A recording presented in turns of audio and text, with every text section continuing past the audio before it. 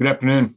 It's Eric from RuleTheWasteland.com, the creator of the best survival fishing kit and the only piece of survival gear with a full apocalypse survival guarantee. If you buy this or the other deluxe fishing kit and you do not survive the apocalypse, you'll get a full refund. Amazing, incredible, unprecedented, and also incredibly needed right now, as there are some people in many parts of our country, but specifically one, what's up, Utah Mike, Mr. Landfill, who are experiencing what could be described as a genuine apocalypse if you're in the area, a actual hellscape of inferno in California, complete failure, which is this is the most important element for preparedness reasons of what makes a something a shit at the fan scenario is the failure of the grid systems that we rely on, electrical, emergency services, things like that. So in that sense, the California fires are absolutely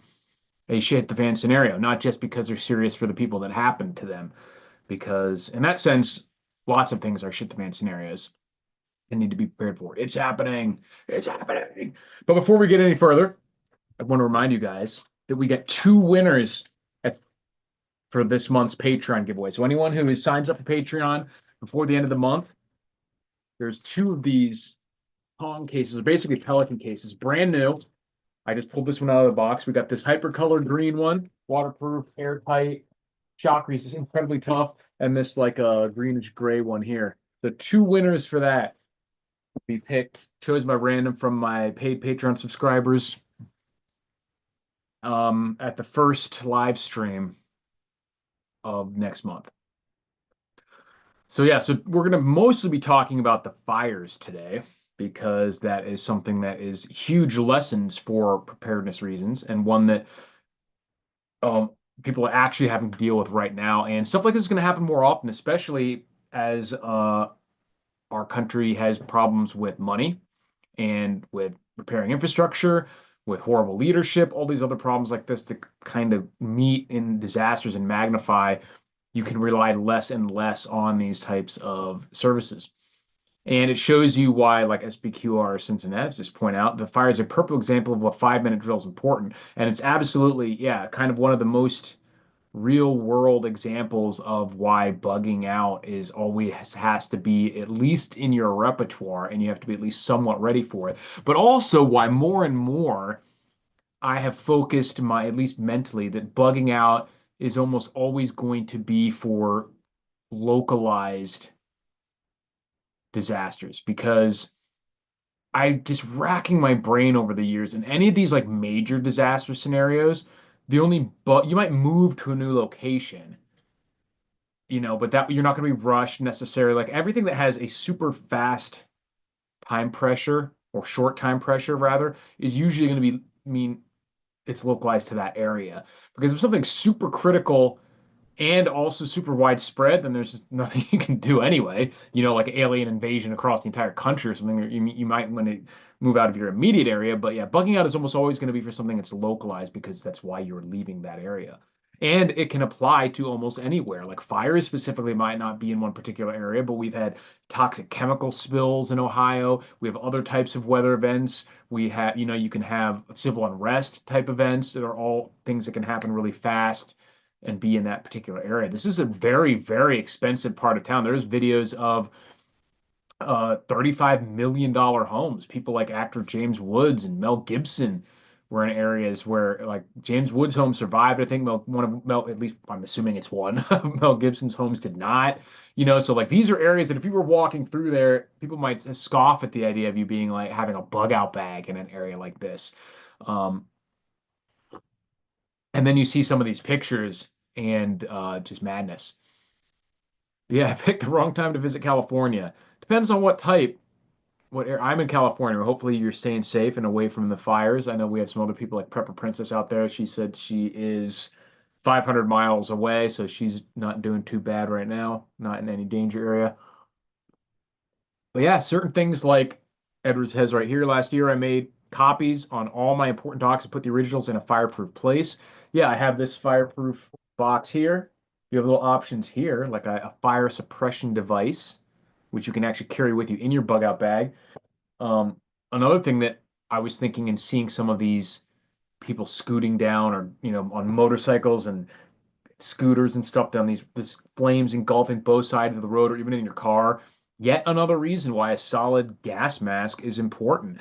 And there's different filters that you can use for flame specifically. So any of their, real filters like the NBC filter will filter any of the toxic chemicals out, with the exception of large amounts of carbon monoxide. I think they have a specific one that's made just for if you're going to be like deep into a flame area like this and you want it specifically for fire, it can deal with carbon monoxide a little better than the other ones. But they're ones that are specifically for smoke, and their NBC filter will still provide a lot more protection than breathing the raw air.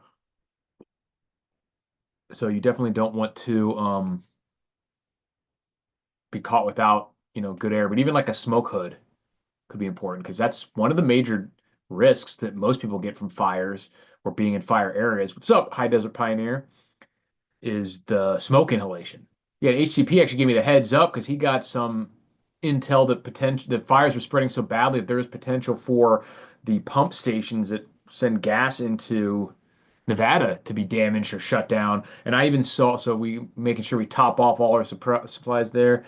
And you always got one gas can that's like empty. I usually keep my tanks pretty full in the vehicles, and I have six gas cans, 5-gallon gas cans, which that about fills up an entire tank in my truck and in my girlfriend's car. Because my truck has 20-gallon tank, hers I think is like 12. So 30 gallons is almost a full tank for each.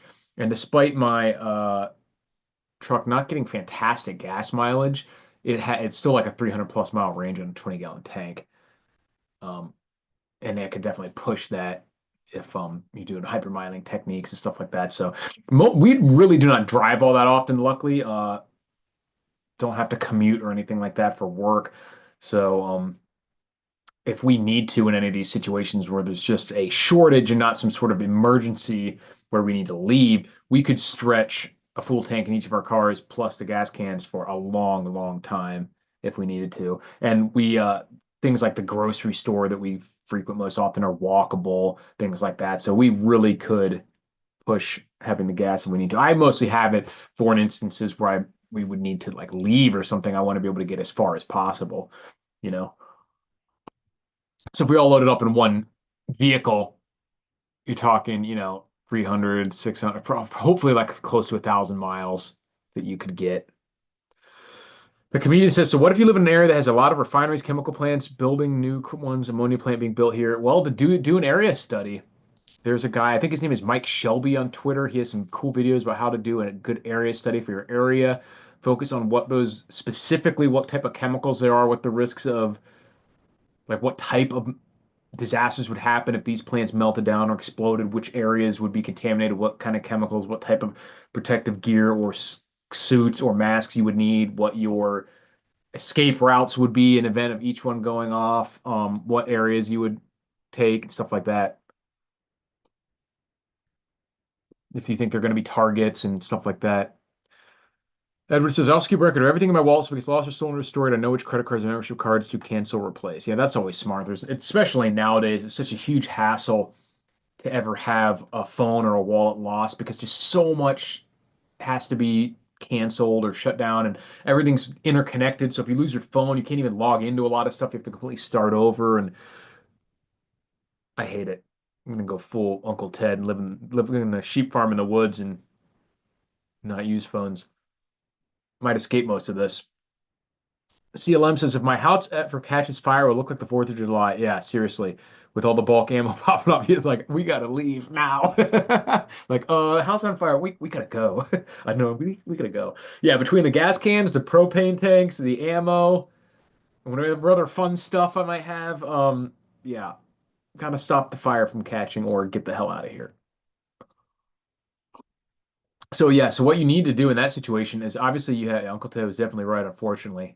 His methods were ineffective, but he was not too far off diagnosing the problem, it appears. Um, but we've seen some stories actually, people who are managed to save their houses by doing things as simple as like soaking everything. standing out there and hosing everything down because a lot of this, the areas in California were not necessarily, especially in the houses, were not necessarily super densely wooded, pretty far from it actually.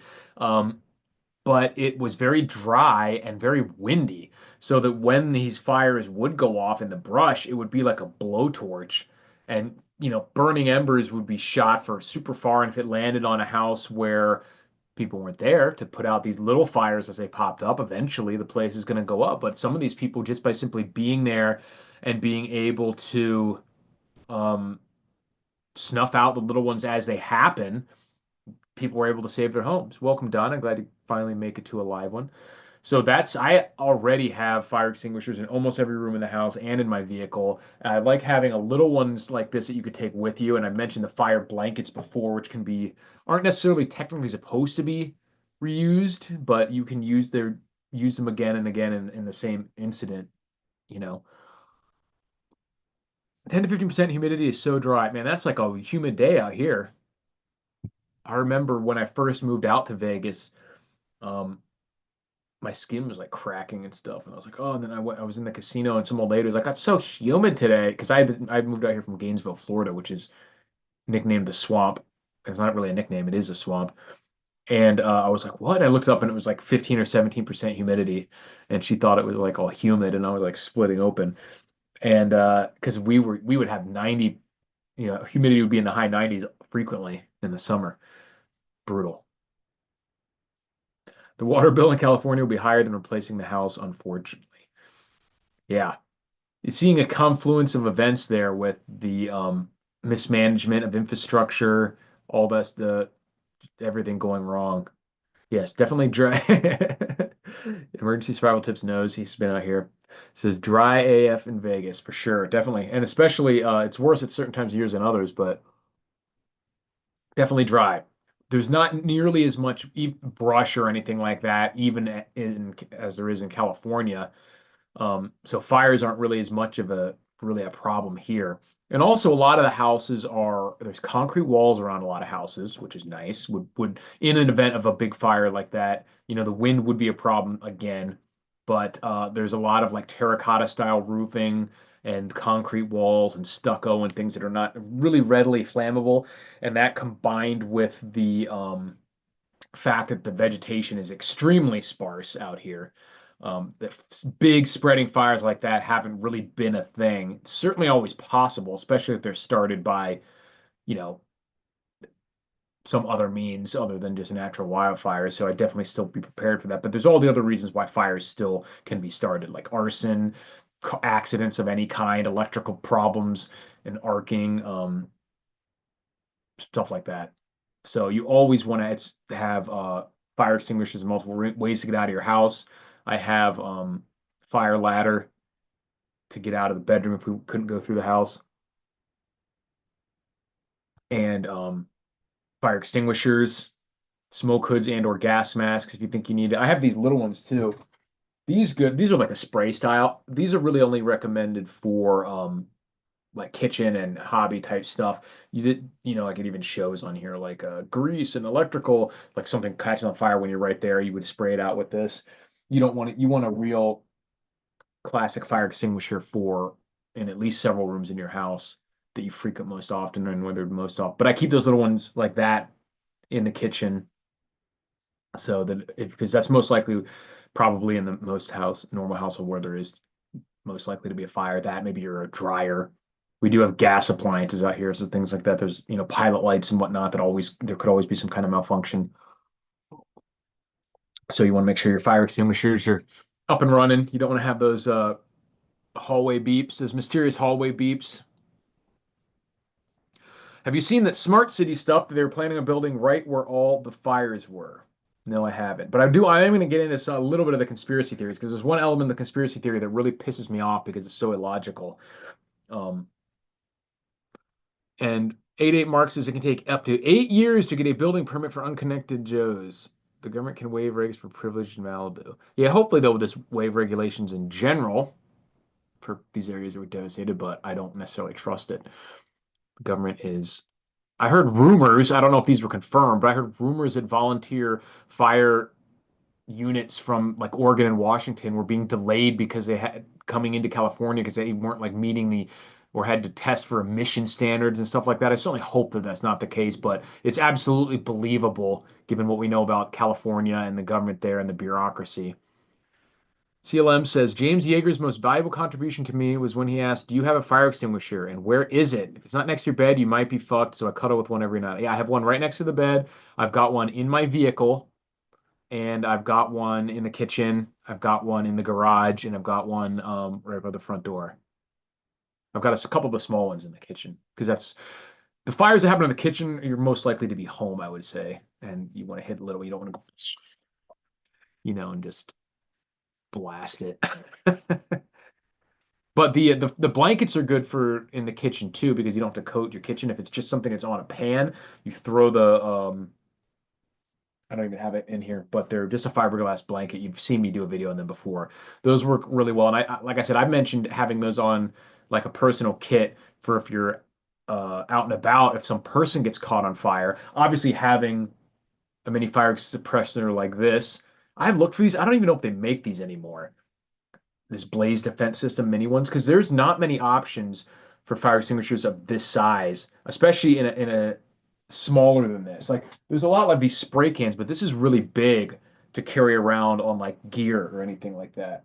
So I don't know if these are discontinued, but I'm going to continue looking for more of these. If you guys know about any of this size fire suppression device, let me know because this is something that I think a lot of people, more people need because you can carry, and even for in the vehicle, or it says not for electrical, but I'm thinking mostly for on your person. So people throwing Molotov cocktails or something like that in any sort of civil unrest, that would be useful. Grease fire as a fire blanket for cutting off oxygen may be a good idea. Yeah, they work really well for if you have, a pan and just throwing on something like that. Yeah, person is on fire. You didn't, yeah, you grabbed the wrong spray. It's pepper spray. And they're like, it still burns. And you're like, oh, might still work.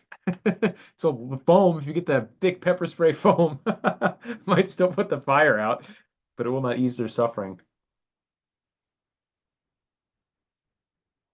Yeah, I've heard that the comedian says from Oregon, we got to check your emissions. I don't know if that's been confirmed. Someone I saw on Twitter said that that was not true, but it definitely is believable in the types of problems that we actually do see coming up with these type of administrations.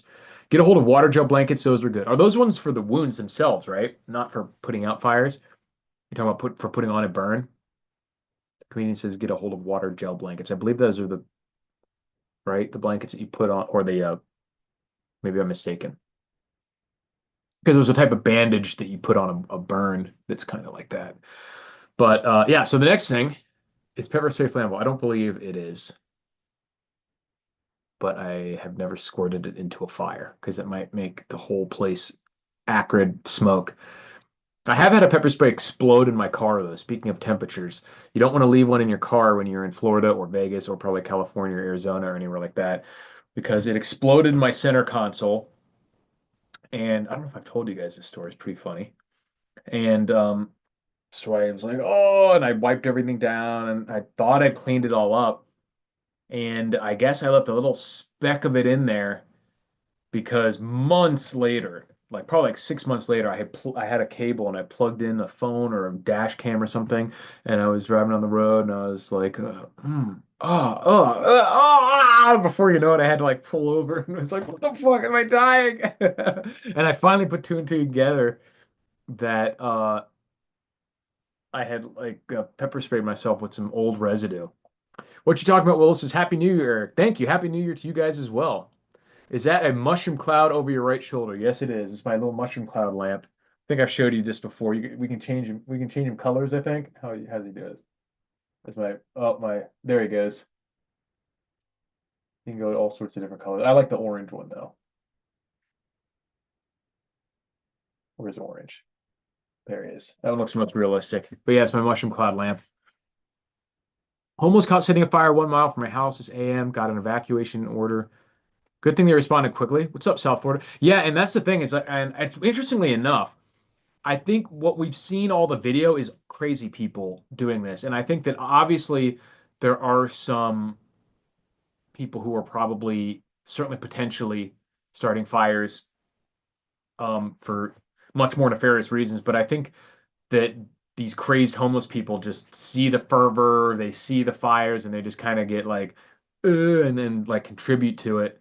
Leave it on blue. He says, I like that. This one looks most like a actual neutron bomb or a nuclear bomb. The blue does look creepy though. Like emergency survival tip says, a kind of neutron bomb mode. But there were definitely people starting fires, which is crazy. Donna says we used our fire blanket last week when a baked potato caught on fire in our microwave. We didn't change anything from what we normally do. Interesting. Why do you think it caught fire? Just put it in there too long or something weird about the potato? Probably coated with some weird uh what's his name? Bill Gates endocrine disrupting thing that burst into flames when we microwaved it. Unfortunately.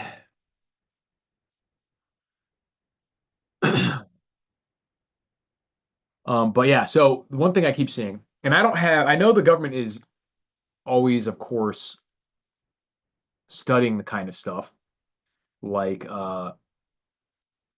directed energy weapons and all that stuff. But I don't buy, and I'll tell you why for these fires. At least the evidence that people supposedly put out about why, like, oh, this is like the blue roofs or whatever. Or I've seen so far, they're like someone saw a recycle bin, one or two recycle bins laying in the road, um, and there was a burned car, and the recycle bin was only like partially deformed from the heat, and they were like, oh, look, it's blue.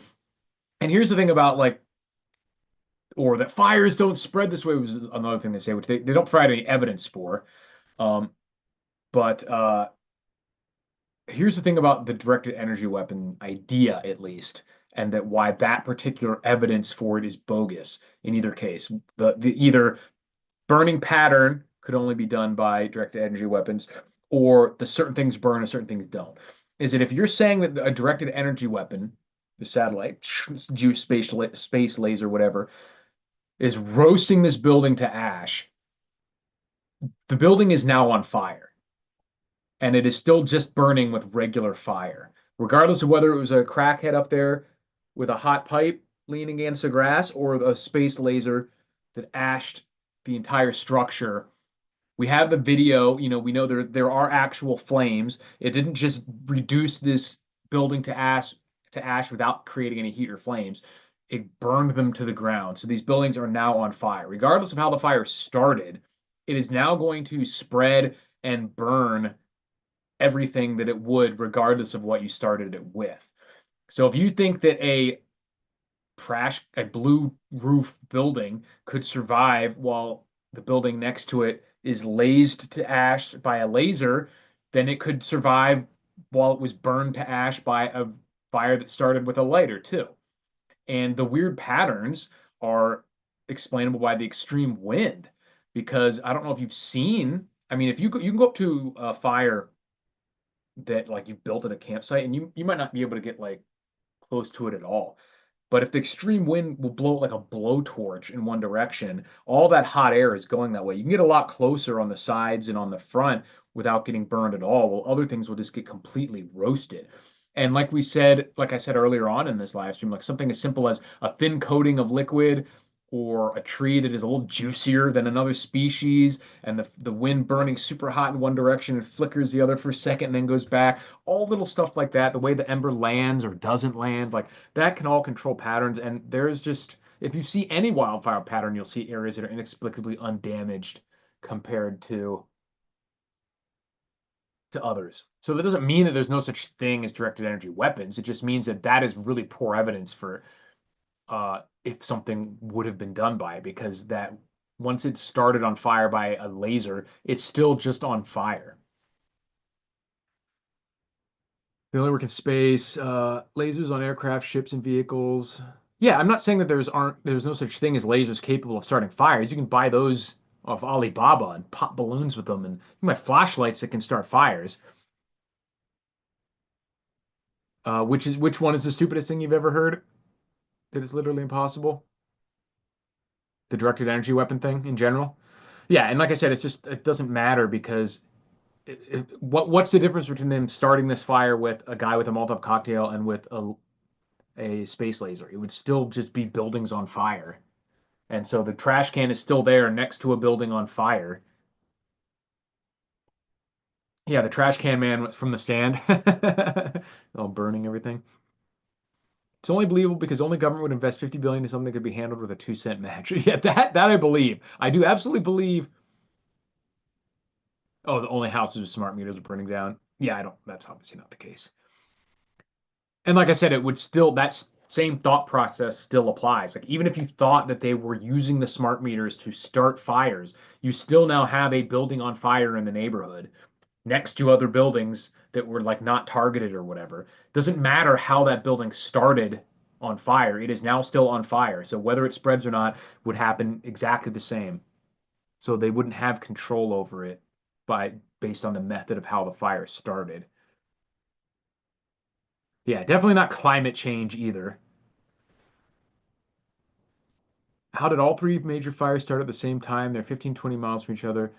They didn't start at the same time. I mean, they started within hours of each other, but the wind, have you seen the pictures of the wind? There's a one that was like a McDonald's, and these were like 50, 60-mile-an-hour winds, like blow torches. Literally, you see embers like shooting off completely horizontally. It's absolutely believable that those spread through brush in the countryside. And we know people are starting the fires too. So as soon as, and then also you have, of course, when there's a major fire, emergency services, fire department, that sort of thing, very caught up dealing with that. So any minor events that they may have responded to and quelled now don't get treated. And they already were running out of fire. The hydrants were dry and everything. So definitely lots of lessons to be learned on not relying on the grid.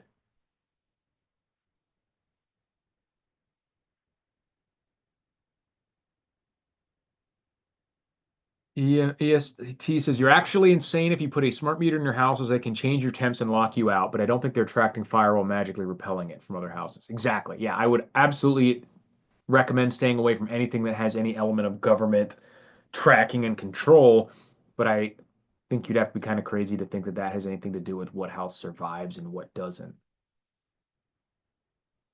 Yeah, pyros are still a thing. They see a fire going, good chance they're going to start more just to enjoy the show. Exactly. Like I said, they get crazy people get wrapped in like, ooh, they want it to spread and everything.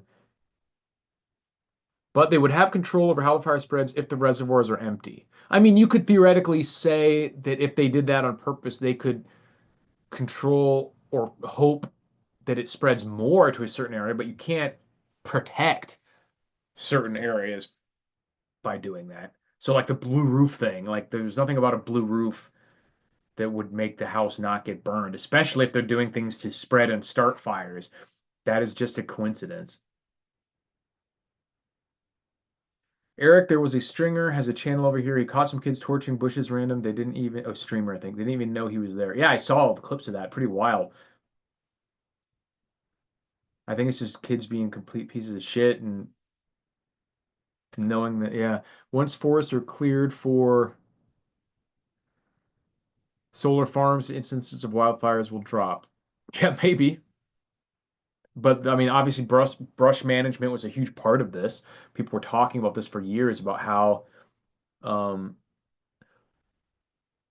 excuse me, how that was being mismanaged and it was only a matter of time, and then it happened. How do you compel a smart meter to start a fire? I mean, obviously, if you think that it's a purposely designed to do that, any electronic device could have something in it to create sparks or flame. But yeah, I don't think it's a ridiculous kind of theory. They don't do things the hard way. You know what I mean? Hope that's whiskey. It's just coffee.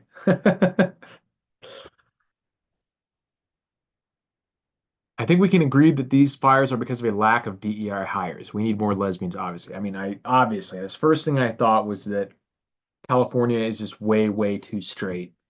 And now they're like, we need to be more flaming. And what do you know? They are full on flamers now. Got what they wanted. Full flame.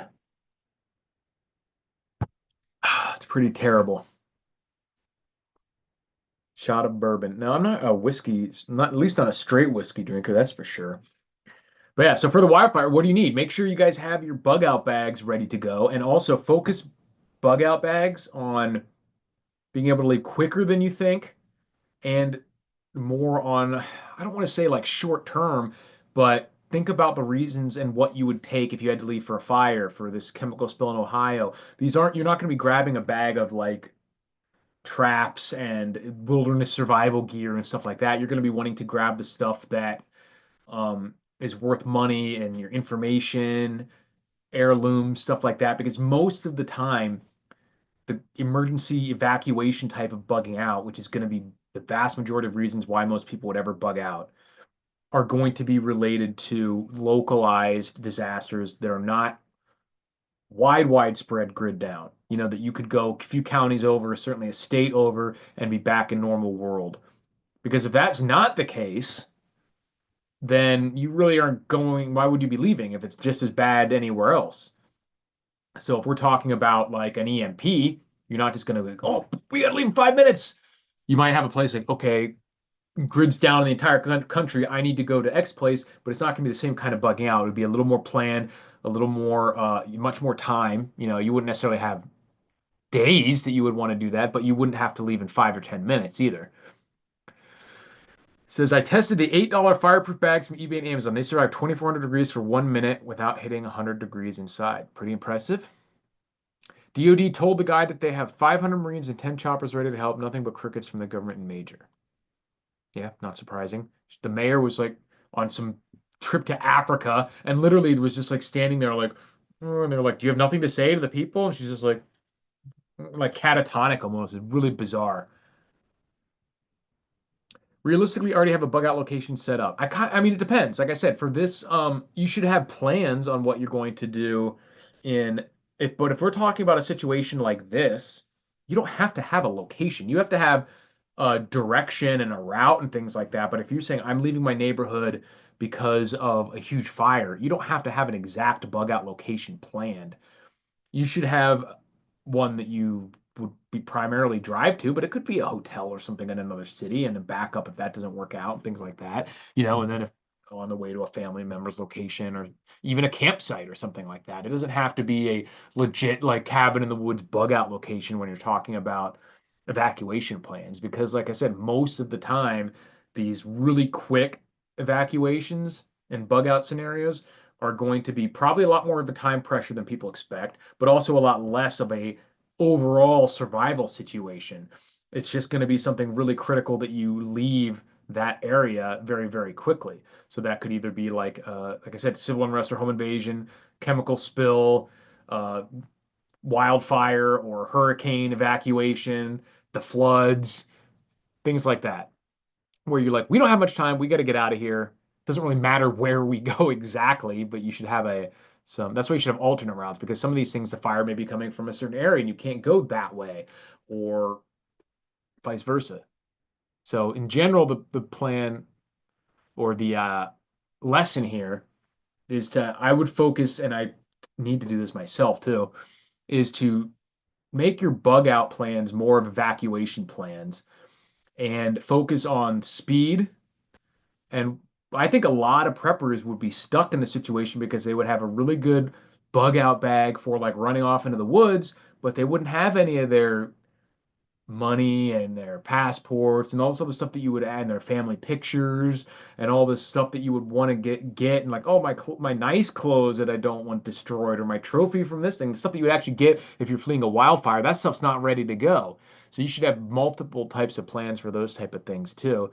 And most of your quick evacuation plans should be centered around those type of scenarios and not the end of the world scenarios, because the end of the world scenarios by definition are going to be more widespread, aren't just usually going to be, I need to leave this specific area very, very quickly. Prepositioning is important.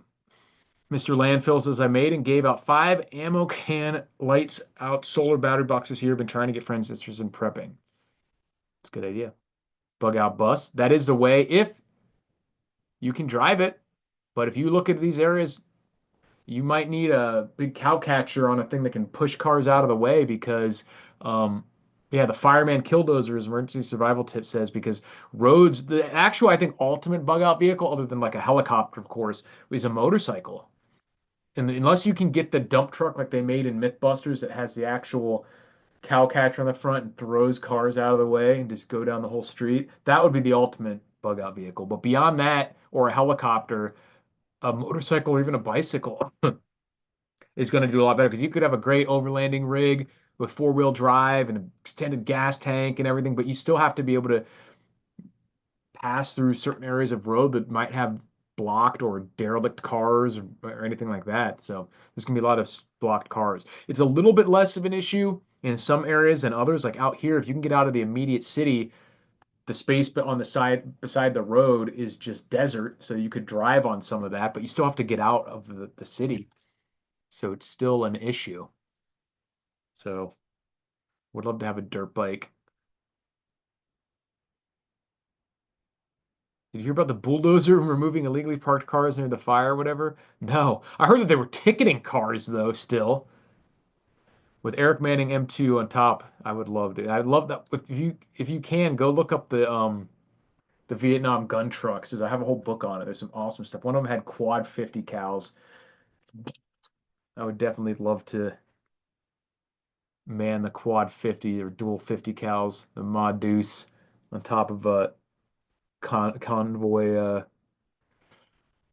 gun truck made out of like a technical made up from a dump truck. They had the old deuce and a halves and stuff, and they would just put like sandbags and weld metal and stuff all around them. It's pretty awesome.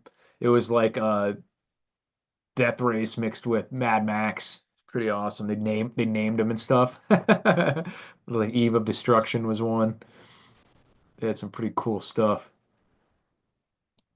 So the apocalypse isn't all bad. There's some fun and games in there too. You get to paint cool apocalyptic images and name your attack vehicles. Just start welding stuff on there. So that's the fun part. But yeah, like I said, make sure starting to get to tickle. I've had this cold, man. It keeps coming back around. Just when I think it's gone, it's probably the H1N1 or something. The birds got me. The birds.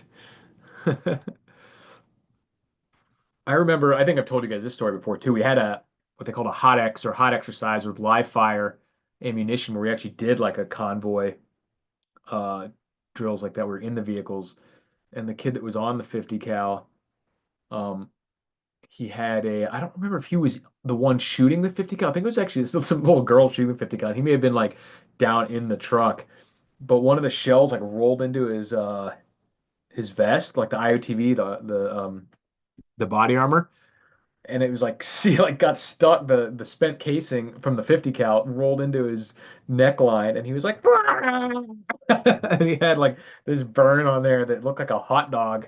It was so big, like blister the next day. Fucking huge blister. You don't want to get those things in your shirt. Always fun and games. And I remember another one we had we were doing some sort of squad training exercise, like a movement to contact drill. And this girl just went and plopped down for security right on top of a hornet's nest. And she was like, I'm allergic. And she was like all puffy up. Like, get her out of here. She like got all swollen. So these are the things you have to be ready for in the apocalypse. Weird, random stuff that happens and injuries. But yeah, I don't recommend dropping a Mod Deuce, a fresh shell casing down your shirt. They're a little warm. Emergency, take some of that. At least the fires killed the wasps. They're assholes. Yeah, wasps are bad. Anyone think ivermectin is a good choice for future pandemics? I think absolutely it's a good thing to have on hand for a huge number of reasons. Not only did it work for COVID, COVID's still out there. It is an anti-parasitical, which is hugely important in times of real nature. Parasites are a huge problem, um, and it's good to have anti-parasitics around. And it seems to be effective for a large amount of other things without almost any side effect profile, relatively inexpensive, and I think it's a good thing to have around. There's a lot of talk of it, and combined with fendazabole, another anti-parasitic medicine, at having really strong anti-cancer properties. The good people have had really good luck.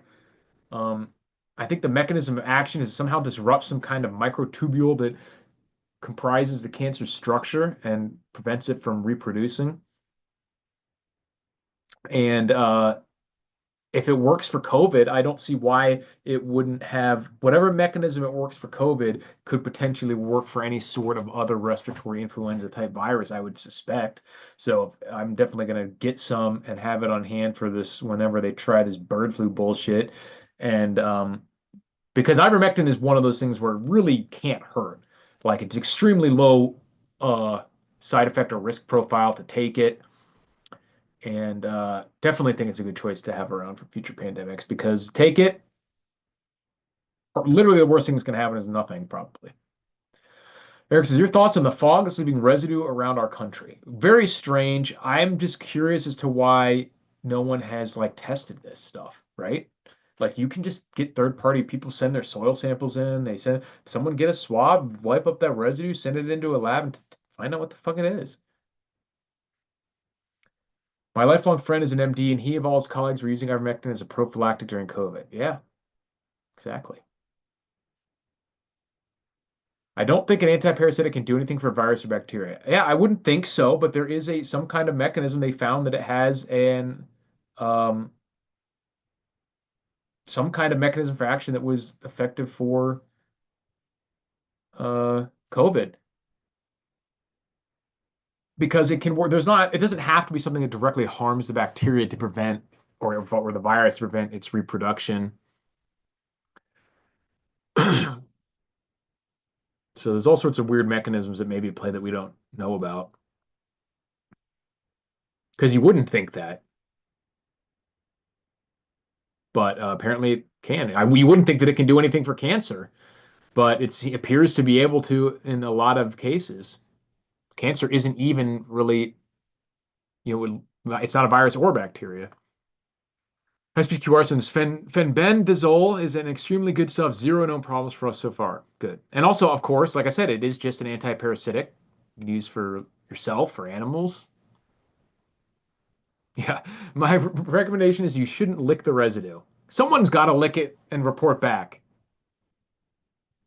Oh, you did a video on the fog. It's my latest video. I'll check it out. Someone did that. Which one? Licked it or sent in the residue? Older kids all got fully loaded military backpacks for Christmas. Nice. They spent all day walking around the what ifs. Cool. That's awesome. Get people talking. Anyone have a copy of the U.S. Army Special Forces Medical Handbook, good section on primitive medicine? I think I have the old one somewhere on my bookshelf. Really old one. Freedom Nugget. Someone did which one? Oh, the lab resorts came back. TikToks was tested for severe lies and clout chasing. Yeah. Not, that's what I suspect. But I mean, there was weird fog. That doesn't mean that it's. And also, I would suspect that in some of those cases, if there's like a fog, normal fog is of course just cool air that condensed. So anything that's in the air is going to be in the fog. So if you're in near a city that maybe had some sort of bad air, it might have some chemical contaminants in it that just made it slimy.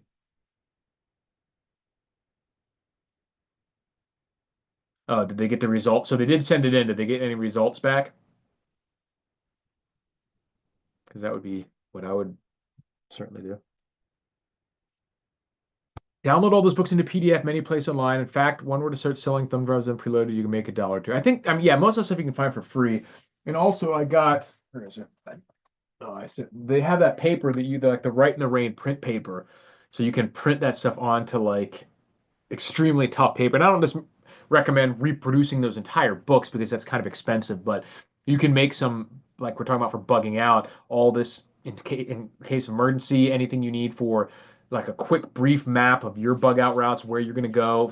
And also I need to write more of this stuff down because I need to keep in mind that like a lot of this stuff is just me deciding it. So like my family members and stuff need to know and have this information as well. I have the injectable ivermectin and used it during the pandemic as I was a truck driver considered an essential employee. It didn't take as long to go from heroes to zeros as things reopen. Yep, exactly. Thanks for nothing. Right in the Rain, yeah, is badass. Allegedly, the fog contained parasites. Interesting. Well, take your ivermectin and your fendazabole.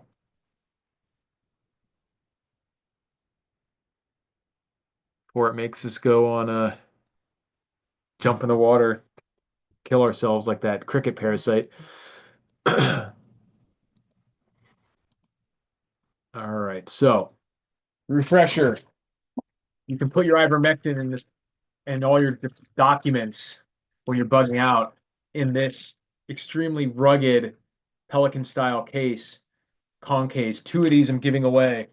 A hypercolor green one and one that's more of like a gray green gunmetal color at the end of this month. Anyone who signed up on Patreon. Yeah, this one's like a olive drab. Two of those. The two winners will not be the same person, so two people are guaranteed to win. So get on there. Appreciate it, Grant. Yeah, Matthew says the fog now has parasites. The whole planet is doomed, so no need to worry about it, really. Yeah, that would be a little strange. I mean, and that didn't mean that it was put in the fog either. There's this weird shit in the air in your area. It depends on what the parasite is and whatnot. Because you can just test water droplets and there's going to be living organisms in it.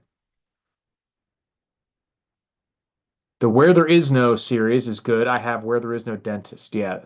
Put some stag chili on that dog. Hell yes, it needs some stag chili. Thanks for the great live stream. I enjoy listening to you. I appreciate it, man. Thank you very much. Sometimes I feel like I get on here without much to talk about, so it's glad to know they can still keep something interesting and hopefully informative. And really do appreciate it. But yeah, we are that's something I need to do for I'll do it. I know I've been promising SPQR Cincinnati about this, like setting up, making sure I have my bug out bags because I get too stuck on the bug out bag idea of like it has to have everything when really I need to focus on the act of getting out and evacuating in like a 5 minute drill. And appreciate it also, Edward. Um, and multiple people if you have in your household, especially even something as simple as like if you think I need to get out in 5 minutes, that sounds like it sounds fast, but it doesn't sound like it's super fast until you start thinking about go put on your shoes right now. Like if you like I'm sitting here in shorts and a t-shirt. If something were to happen right now and you were like, well, I would want to have like my bug out bag, a few other important things that I got. I would have to put clothes on. I'd want to put like a gun and maybe even my vest on and shoes and grab some water, find out where we're going. Is the truck ready? You know what I mean? All this other stuff. 5 minutes starts slipping away really quick. So you have to have that planned out ahead of time and not be like, oh, this pair of socks is in the laundry. That was my good shirt. Don't forget a fishing kit in your bug out bag. Yeah, I mean, exactly. That's what I made the originally both of them for, but specifically the micro survival fishing kit. So tiny. And these pair really well. If you guys have seen the K-Bar brand, it's like a handle. It looks like the handle to a K-Bar knife, but it's made for casting like a reel. Like you wrap the fishing line around the end. See what they call it. It's called the Backpacker Caster. Lightweight. So this thing pairs really well with the survival fishing kit. And I believe it has a hollow handle where you can store a lot of the components from the fishing kit in there. So I'm going to shoot you guys a link to that because I recommend. I'll probably try to put those on rulewasteland.com, but they're on Amazon. K-Bar Caster. Those go really well with either my fishing kits. And the spools of line themselves do not fit in the handle because of the shape, but you would wrap that around the K-Bar caster itself. And so it's a good if you have the space, and they're pretty lightweight because they're just a hollow handle. So if you're in an area where you specifically think I'm definitely going to be using fishing as a method of procuring wild game, then it would behoove you to throw that in there. They're like $20, I think, and pretty lightweight. And they would make it way easier to cast and reel in. And fishing is so much better than trapping for most people, you and for most areas. Of course, you have to be in an area where there is fish, but you have to be quite a pretty experienced trapper. You have to stay in the same place for quite a bit of time to really have it make sense to set up traps. Um, They're a lot heavier to carry around, a bunch of trapping equipment, especially if you're talking about the metal ones. Yeah, you can have snare lines and stuff, but if you haven't tried to catch animals with snares, that is not necessarily as easy as you may think. It takes quite a bit of experience and knowledge. Fishing, obviously, you still want to be experienced and good at it, but it is a lot easier to get a little lucky with fishing than it is with trapping. How is Shay doing? As far as I know, he's doing well. I need to get back with him and Dan specifically and get him back on the show. I haven't talked to him in a while, but no reason to think that he's not doing well. Seems to be doing well from what I can tell. So I'll have to get back in touch. A large cooking spoon flicks out lures without a rod quite well. Yeah, interesting. You could use it like a, and you could just use like a cane pole type flick. And in most areas, you don't need to go out super far. You can, fish by the shore. I need the Thunderbird's 2 transport jet. It has a cool cargo pod, right? How many have ever snared anything in a survival situation? Any record of this happening? Yeah, yeah, exactly. I think most people who were in a survival situation were not prepared with snares. It's incredibly difficult to make impromptu snares. You can make traps like deadfalls and Paiute deadfall traps. Like we know these Indians and stuff have done it, but like people who were stuck out in the wild and managed to trap an animal in any way, not just a snare, but a deadfall, anything like that, a dropping cage, actual wire snare, anything like that. Even if they have I have tried to make snares in my youth that were very poorly done, never worked. I have caught animals with the Kona bear traps. That makes it seem like cheat code compared to making traps and snares like field expedient. Is this another fishing kit product placement? It's all a fishing kit product placement. All 15 years of videos were set up just to sell my $17 fishing kit. Now you know my dirty secret. But yeah, I've definitely heard people catching fish, and you see it actually even on those shows. You guys, I have never actually watched a lot of those shows like Naked and Afraid. Um, I bet Survivor Man has snared some stuff. But has anyone caught any animal in any way on any of these shows that you've seen in any way other than fishing or like a weapon, like a bow and arrow, a sling, a rock, or any sort of trap that was not a fish? Did someone, she says on a loan, did someone actually catch an animal like a squirrel or something with some kind of snare? Because it's extremely difficult. And most of the time they're going to be small animals that that's another thing is people think like, oh, I'm gonna catch a squirrel. An entire Walmart mutant juicy rotisserie chicken, this bloated, unnatural behemoth of a bird that does not exist in nature, is basically the size of a wild turkey. Those things have between like 18 and 2,400 calories. So a solid day's worth of calories, one day for that entire juicy bird, which I've gotten, like multiple pounds of meat off those things. A squirrel, a wild bird like a pigeon or a robin or something like that, that's a meal. So you have to be very careful how much energy you're spending trying to get this stuff versus dropping a line in the water or fish traps actually work really well. I've had a lot of luck in the past in my youth fucking around in the woods catching things like crawfish and crabs and stuff like that. It's very easy to make traps for those type of creatures because you can make anything that has like a narrow entrance and then they just can't get out on the edges. You can trap stuff like small fish, crabs, just put a little piece of meat in there, and crabs and stuff like that are easy to catch. That's why I've said before that I think people who are in a area near the ocean, fresh water is always going to be a problem, but in a survival situation, you'll probably have a lot easier time getting fish or getting food rather if you have a few things set up ahead of time because that's the one type of like a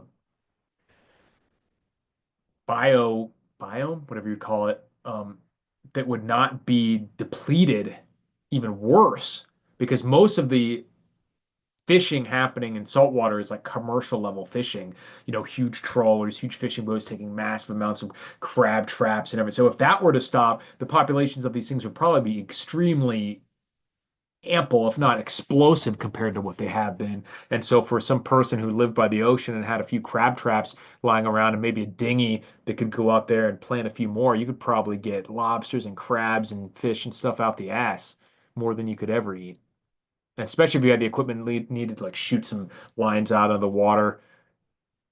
Like, yeah, everyone else on the ocean would be doing that too, but there would be no other commercial vessels probably working with no fuel or electricity or any of that stuff. Caught a chupacabra once. Good man. Rotated some mobile MREs, aka cats. Same thing. There's more meat on a Walmart rotisserie chicken than there would be on a cat. Nephew caught a deer with a snare.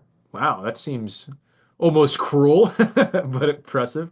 Snared a rabbit once Survivor Man did. Okay, cool. Yeah, I figured those, but those guys were like so-called like him and Bear Grylls. Bear Grylls mostly faked his stuff, but like Survivor Man was a survivor expert, you know what I mean? And he still would just not be out there snaring animals like crazy. It is tough. But yeah, I'm sure he did. I'm talking about these people that were like thrown out there and didn't just do this for a job.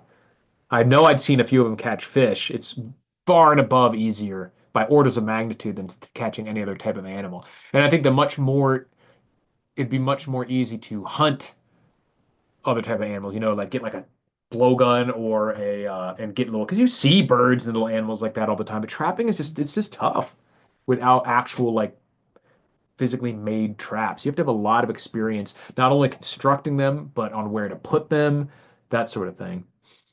Not easy. So don't just assume it's something you're going to do. There are quite a few prepper myths out there that people just assume to be true. Snaring, eating weeds, bugging out to the woods, be practical. Yeah, appreciate it. And very, very true. In fact, we covered a couple of the specific, more modern ones, like you shouldn't put the water barrels on concrete because chemicals will leach in. And that's just like not a thing. Another thing, too, that it's not really a prepper myth, but that people should realize is that like boiling, they always say you have to boil water for 10 minutes or whatever to drink it. Is it, if you're talking just about biological contamination, you don't even have to spend nearly that much time boiling it.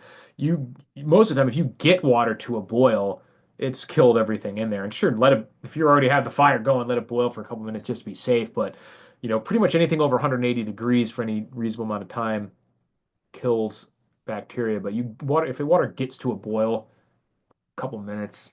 But I mean, if I'm in a survival situation, the water's in a boil, might as well let it happen for a few minutes. Soldier fly maggots is fish and chicken food. Dude, you haven't seen my video? I used to have a soldier fly production facility back in Florida. I'm all about the soldier fly larva. They're fantastic. Anything over 40 pounds, unless you have adamantium cable, best of luck. They will break incredibly strong material. The mouse-style gravity traps made from 5-gallon buckets are insanely good if you have smelly bait. But no one wants to prep like 15 chipmunk. Yeah, exactly. It's so much work. Exactly what I was talking about. Like the amount of meat you would get off a chipmunk. I think I would probably just like throw them in a giant stew and then just like pick out the pieces, eat everything. You know what I mean? But hunger makes good gravy, as they say, and is quite a motivator. If it's zombies, don't eat bottom feeder type fish because they'll be chewing on the Zeds. That could be true. I've seen a video of raising mealworms for chicken food. Maybe sell some of it to the lefties too. Yep. High-powered pellet rifle is not bad for small game, but has to be one of the really strong ones. Yeah, I mean, they definitely have extremely strong air rifles nowadays that are comparable with like 22s. Bow and arrow catches plenty for sure. Easiest way to get bait for fishing is to throw down a chunk of wood and then lift it up 24 hours later. Yeah, I mean, you just walk around through the woods, lift up rocks. That's some stuff. That's what we used to do. You'll see all sorts of critters and worms and everything run out from under there. Regular fiberglass compound. Yeah, obviously, like I said, hunting is fantastic if you have guns and bow and arrow. Bow and arrow and anything else, blowguns, slingshots, you're going to want quite a bit of experience. But I'd still, to be good with it, but I'd still much rather have, even with the very, very little experience I do, rather have a blowgun or a slingshot and run around in the woods as a newbie than trying to trap as a newbie, especially if I had to build the snares and traps myself. Like I said, with the exception of some type of like the actual Kona bear traps or preset ones, those would just take all the guesswork out of it. You still have to know where to put them, especially if you don't have anything for bait. But if you have some bait, then you can get stuff. A chicken wire funnel and bird food catches doves well. Yeah. Also, you can make a like a pit for seagulls and pigeons and those type of birds. Put some food around it, and then in the pit, and they will jump in the pit. And if you run up on them really quick and they try to fly out, they can't. They're like ah, and then you just put your lid over it. Or of course, you would just have the lid and be in the shadows. And if you're in an area where animals are plentiful, it's a lot easier, especially the animals that that are already used to people, like birds and seagulls and things like that. You can literally just hold them, and I've seen people grab the seagulls out of the sky.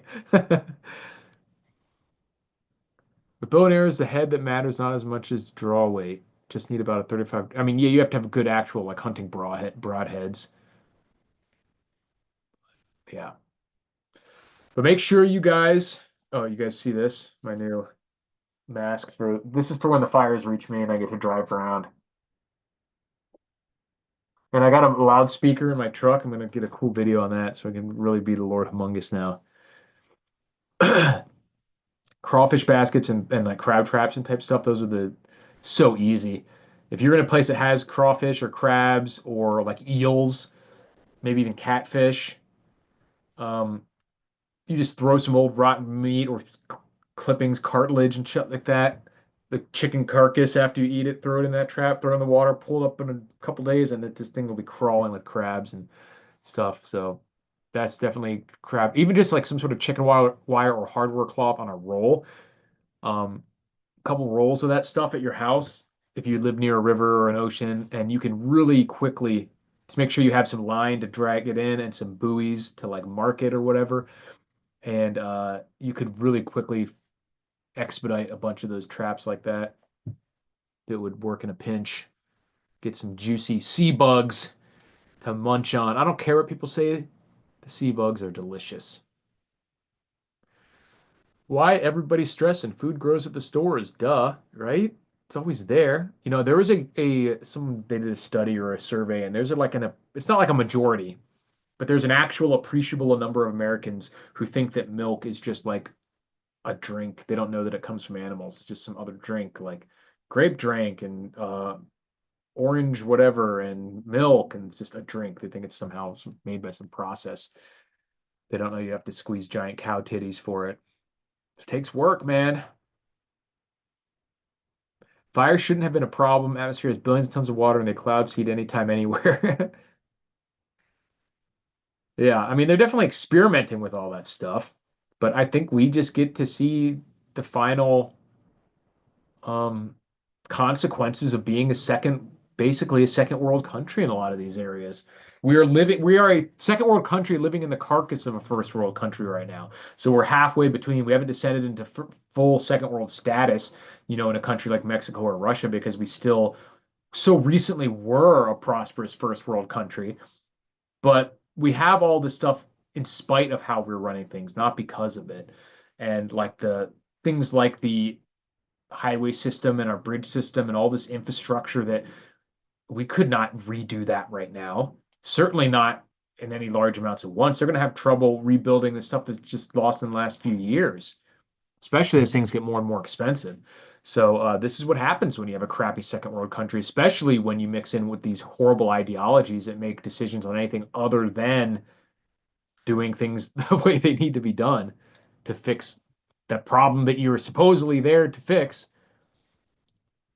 Goats are very interesting. Cheaper than horses, much, much.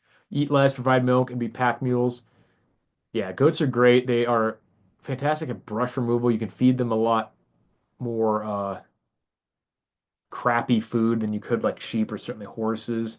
Obviously, you can't ride them like you could a horse, but assuming you don't need horses to ride around, goats are way better. And sheep, I think, are better and also because for the simple fact of the logistics of dealing with animals the size of cows and horses is pretty extreme. And in a survival, like a real shit the fan scenario where you were like cut off and running some sort of, trying to be self-sufficient homestead, even something as simple as like if an animal drops dead in a field or processing the carcass of a cow or anything, like you could carry a sheep, certainly one or two people can, or a goat, and hang up the carcass by yourself, transport it, process it. 2,000 pound cow, that's a pain in the ass if it's even doable at all. And then you have to be able to store all that meat at once.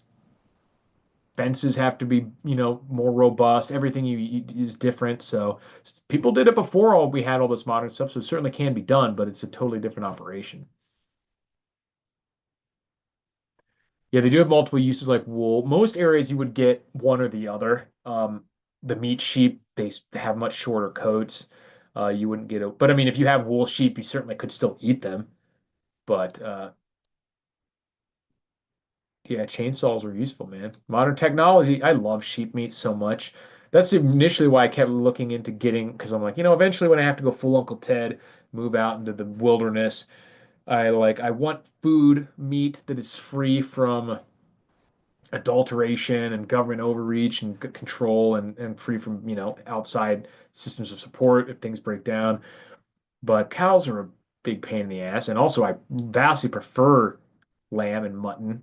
Just the taste of it is delicious, like a good lamb chop. And it'd be so much more easy, like I just said, to deal with sheep. I have no real desire to take care of a bunch of animals, but Icelandic sheep, yeah. I know New Zealand is a huge sheep producer. What's special about the Icelandic sheep?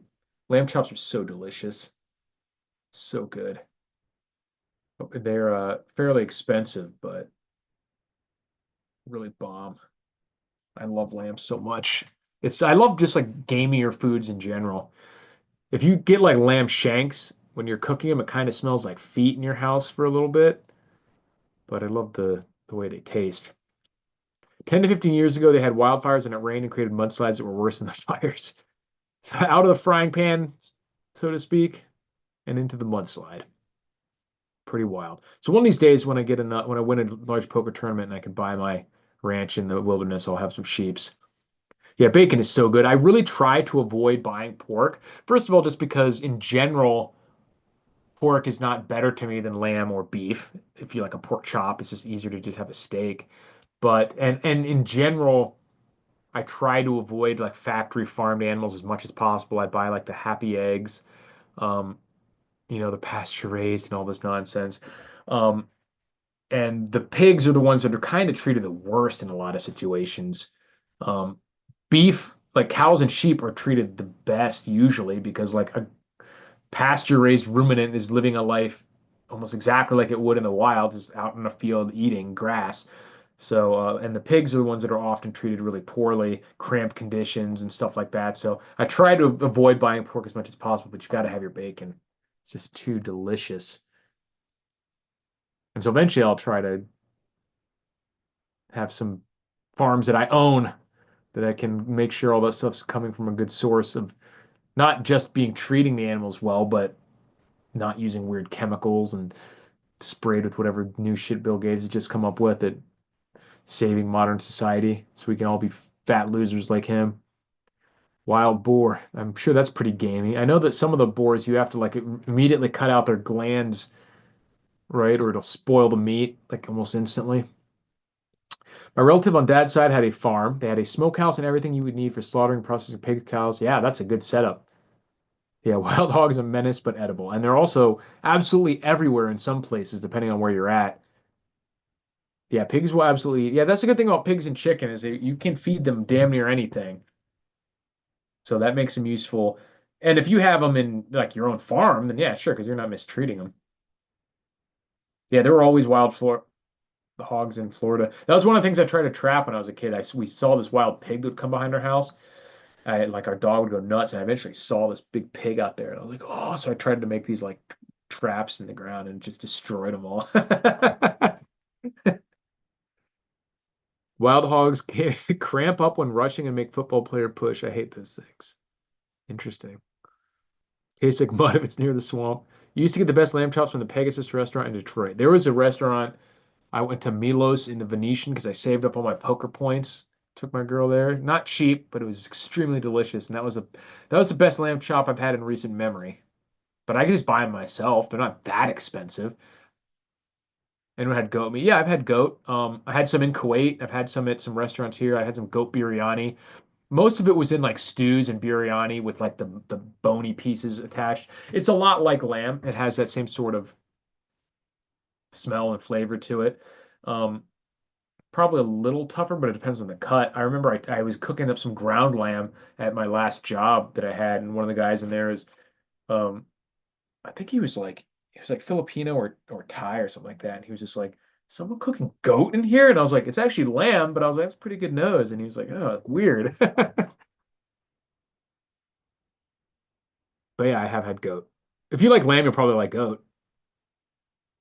Hands Eric and M1 Grand. Here, knock yourself out, son. Yeah, I'll stick with the modern. And I have no hate for them on Grands, but yeah. Of course, my culture eats lots of goat tacos and burrilla. Yeah.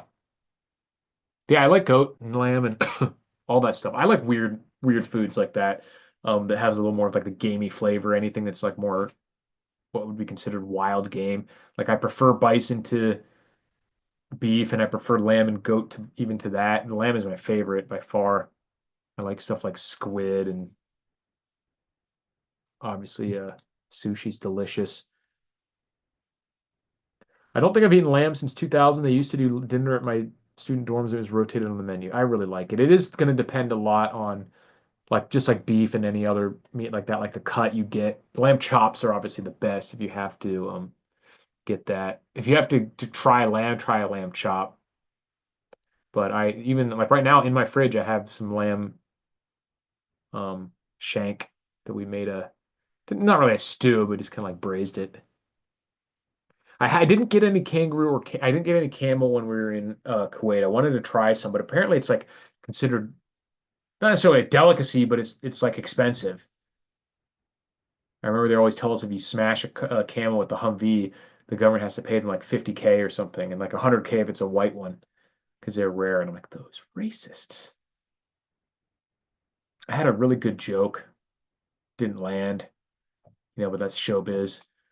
One of my guys over there, one of my soldiers, I think it was some girl, was like, we saw the camels. And they're like, what's the difference between the African camels and the Asian camels? And I was like, oh, their accent. And they didn't get it. Like I said, that's showbiz, you know, can't all land. All else fails, use a rabbit. You shanked a lamb. Yeah, dude, I'll shank a lamb. Anyone. Basically, all meat is rat except scavengers. I've never had a possum or wolf or dog. I've had alligator. I've had rattlesnake and frog. I've never had I've had shark, but no other. I don't think I've had any land-based like carnivore meat, like bear or puma or wolf or anything like that. So I'll have to add that onto the menu. Yeah, alligator is good. It's very like fish consistency, but not nearly like white kind of flakier meat, but really doesn't have a strong flavor like that. So you would, if you got like a gator nugget, most people would think they were eating chicken, I think. But I like it.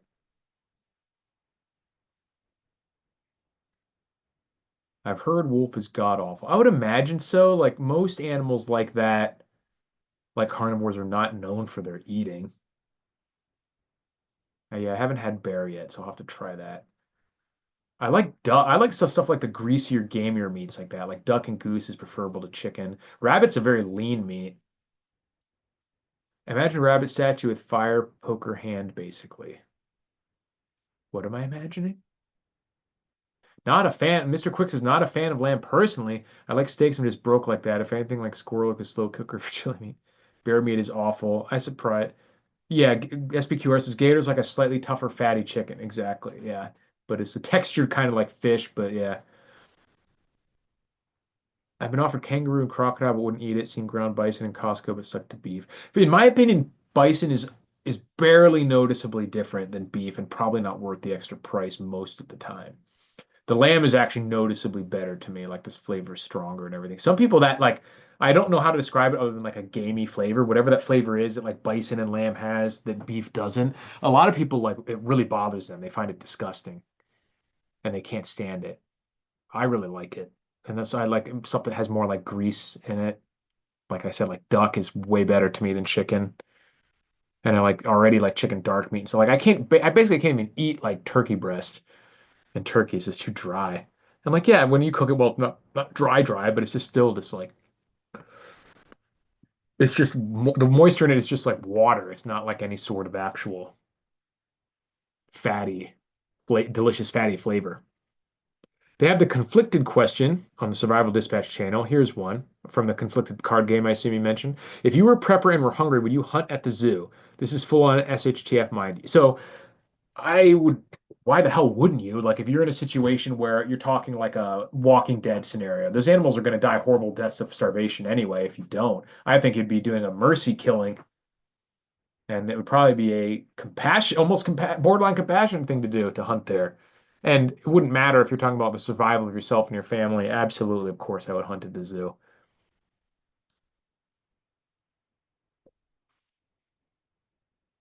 I jumped in the river a few years ago to save a lamb. Good work. Moose is good. I imagine I've had elk, no moose.